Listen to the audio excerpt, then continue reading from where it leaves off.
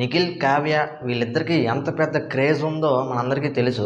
అయితే ఒక 40 days back వీళ్ళిద్దరూ కలిసిపోయారు అని చెప్తే చాలామంది నమ్మారు. కొంతమంది మాత్రం నమ్మలేదు.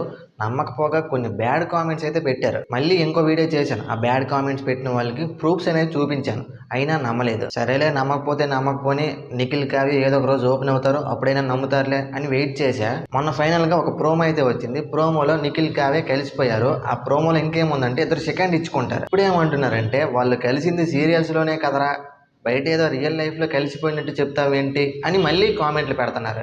దానికి కూడా ఒక క్లారిటీ ఇస్తా, నమ్మితే నమ్మండి, లేకపోతే లేదు.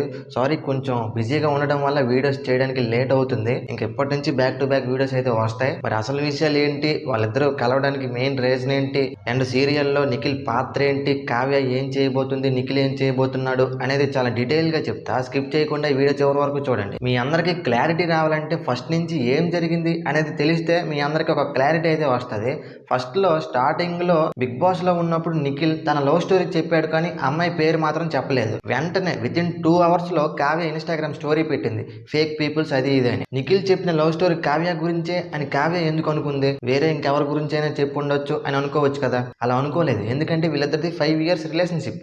చిన్న గొడవ వల్ల వీళ్ళిద్దరూ డిస్టెన్స్ అనేది మెయింటైన్ చేస్తున్నారు, కానీ వీళ్ళిద్దరు లవ్ అయితే అలాగే ఉంది. కొంతమంది ఏమంటున్నారంటే రచన మధ్యలోకి వచ్చింది, యష్మి మధ్యలోకి వచ్చింది, అది ఇది అని అంటున్నారు. అదేది కాదు. నిఖిల్ లవ్ చేస్తున్న అమ్మాయి ఎవరంటే కావ్య, కావ్య లవ్ చేస్తున్న అబ్బాయి ఎవరంటే నిఖిల్. అంతే, వీళ్ళిద్దరి మధ్యలో ఇంకెవరు లేరు. వీళ్ళిద్దరే ఉన్నారు. చివరి వరకు వీళ్ళిద్దరే ఉన్నారు. వీళ్ళిద్దరే గొడవ పడుతున్నారు, వీళ్ళిద్దరే కలుస్తున్నారు. ఇదంతా పక్కన పెడితే ఆదివారం విత్ స్టార్ మా పరివారం ఎపిసోడ్కి నిఖిల్, కావ్య వచ్చారు. కానీ ఇద్దరు ఒక్కసారి అంటే ఒక్కసారి కూడా చూసుకోలేదు. ఎందుకంటే కావ్యకి నిఖిల్ మీద ఇంతవరకు కోపం ఉంది. నిఖిల్కి మాత్రం కావ్య అంటే ఇక్కడ వరకు ప్రేమ ఉంది. కింద నుంచి ఇక్కడ వరకు ప్రేమ అయితే ఉంది.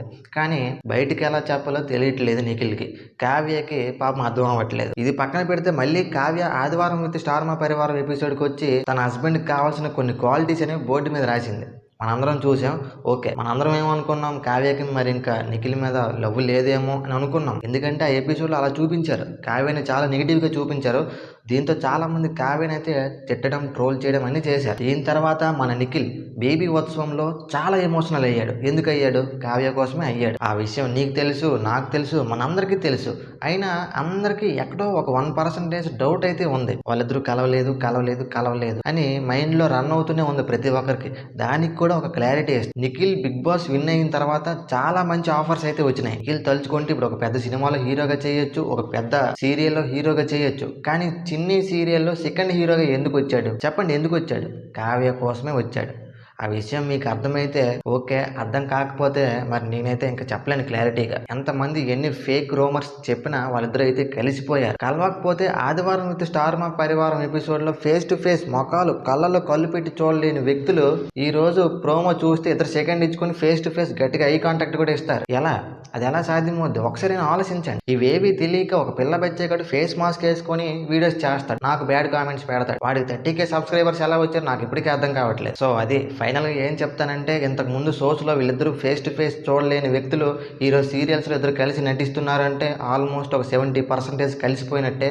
వీళ్ళిద్దరి మధ్యలో ఉన్న కొన్ని ప్రాబ్లమ్స్ అయితే సాల్వ్ అయినాయి. త్వరలోనే వీళ్ళిద్దరూ మన ముందుకు వస్తారు, కలిసిపోయాం అని చెప్తారు. సో అంతవరకు వెయిట్ చేయండి. ఇకపోతే చిన్ని సీరియల్ గురించి మాట్లాడుకుంటే అందులో మన నిఖిల్ పాత్ర ఏంటంటే special investigation officer ACP Vijay, and మన కావ్య టీచర్, దొంగ అన్ని.